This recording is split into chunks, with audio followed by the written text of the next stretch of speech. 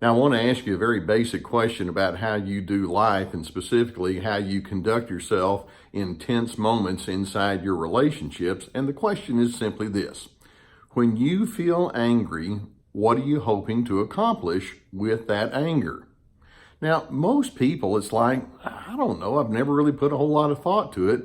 And that's my point. We all can experience plenty of anger, and yet we don't really have a well-conceived game plan as to where we want to go with it. Now, let me make sure that we understand when I use the term angry, many people think that in order for you to be angry, you're shouting and screaming and cursing and slamming doors and all, and that means you're an angry person. And so if you don't do that, then you don't have an anger issue. Well, it's much more than just that. I mean, yes, those behaviors would denote anger. Anger can show up as irritability, annoyance, tension, frustration, agitation, those kinds of words. And when we put it in that kind of connotation, it's like, well, every one of us has plenty of moments where the anger can show up, and sometimes it can just stay with us longer than we really want. And so the question is, as that emotion is being experienced inside of you, what do you want to do with it?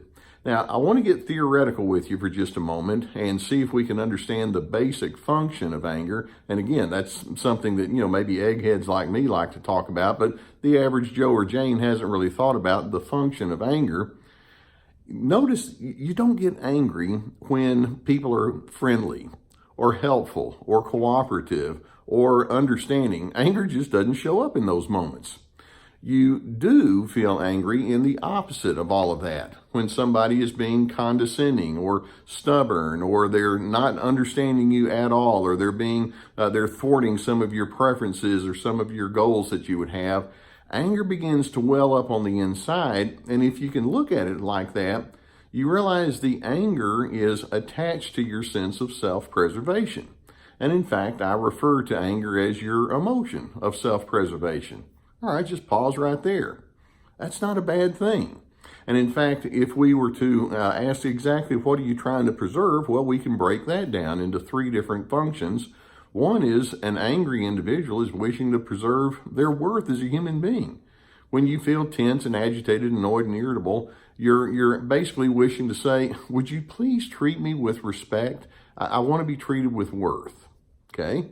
Or a second thing you're wanting to preserve, and that is the legitimacy of your needs. Hey, look, I've got needs and I want you to pay attention to my needs. They're valid. I'm valid. And then third, you're wanting to preserve your basic convictions. The angry person is kind of saying there's certain things that I believe in that I don't particularly want to let go of. Well, if we look at that theoretical definition of anger, we'll say then that anger is the emotion of self-preservation in which you're wishing to stand firmly for your worth, your needs, your convictions. That's a pretty good definition, and so far so good. Now I go back to that question. When you're angry, though, what are you trying to accomplish? All right, now, for the sake of our discussion here today, I'm just going to look at two different dimensions of anger. One is aggressive anger. That tells us one thing, and the other is assertive anger, and that tells us something different, and I'm wanting you to see how you can delineate the two from the other, or one from the other. If you go into the aggressive mode of anger, you're attempting to accomplish self-preservation, but you'll notice that you're doing so at someone else's expense. Aggressive people are attempting to establish dominance. Aggressive people want to intimidate someone else. I mean, to the point to where you scare them and they don't want to really come back at you with their hard opinions. You just want to intimidate them so that there's no lack of understanding who's in charge here. Or in the aggressive form of anger, you're wanting to shut down the other person.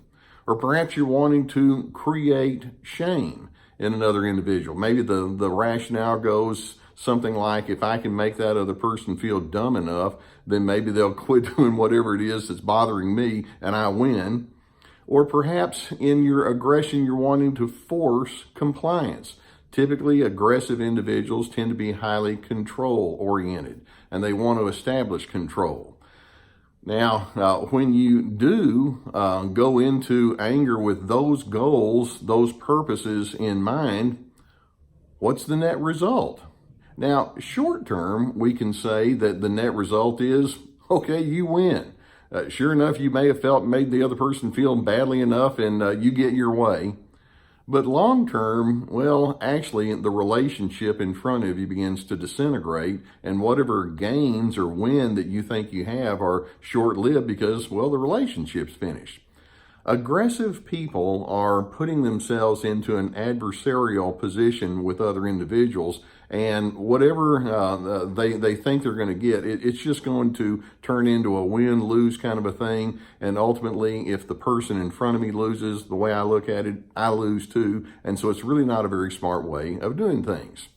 Now, when we go back to that question, what are you trying to accomplish with your anger? What's the purpose of it? Let's take a look at it if you decide to take a more assertive route. Well, that's going to take you down to a whole different kind of purpose. Now, assertive anger means that you are going to stand in preservation of your worth, your needs, your convictions, but it's done in such a way where you maintain a respect and an honor toward the other individual involved. And most people, when they go into the anger mode, they find that to be a rather daunting task, and it takes a lot of self-restraint and discipline, but it can be done. For example, when you have the assertive form of anger, notice right here your tone of voice. Your tone doesn't have to be a whole lot higher or stronger than this right here. You don't feel the need to force feed your thoughts and opinions on someone else.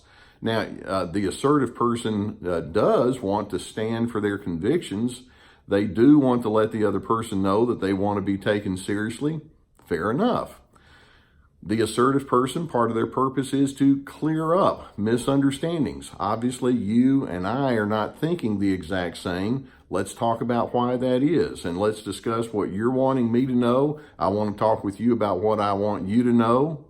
The assertive person ultimately is wanting to create a spirit of coordination with other individuals. If you and I are going to live with one another, and then let's do it in such a way where we each feel like we've got one another's back. You want to allow the participant to have a feeling of self-respect. You're asking for respect for yourself, and so the assertive person is thinking, well, I want to do this in such a way where you get to walk away with self-respect too. So instead of the aggressive anger, which creates an adversarial atmosphere, the assertive person is trying to create an atmosphere of collegiality. We're all a part of a community. We're all in this together. Let's see how we can turn this into something where each of us gets to feel like there's a sense of goodwill among us. So I go back and ask that basic question.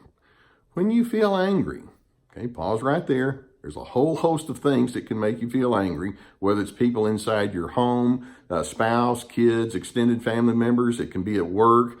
People are not coordinating well, or it can be relationships where you feel like you're being misunderstood or treating badly. When you feel angry, what are you trying to accomplish? And I'm hoping that you'll slow down long enough to recognize, well, I can go in a couple of different directions. I can accomplish that adversarial feel, and then what do I have? Or I can try to accomplish collegiality. I'm hoping you can see that the latter is the better one to go with, and it does imply that you have a well-conceived idea of what your anger is all about.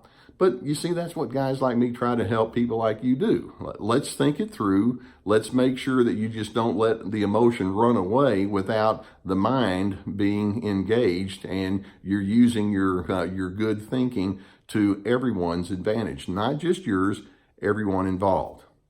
Can you think that way? Now, I hope that you find videos such as this one to be beneficial. You'll notice beneath the video that I have a subscribe button. I would encourage you to hit that subscribe button. We'll keep you apprised when more videos come along. We also have some links to some of my books and some of my online workshops, and I would encourage you to look into that. I really enjoy bringing these kind of messages to you, and I hope that this is something that you'll be able to take and use on a day in and day out basis in your life. And just know that I will see you next time.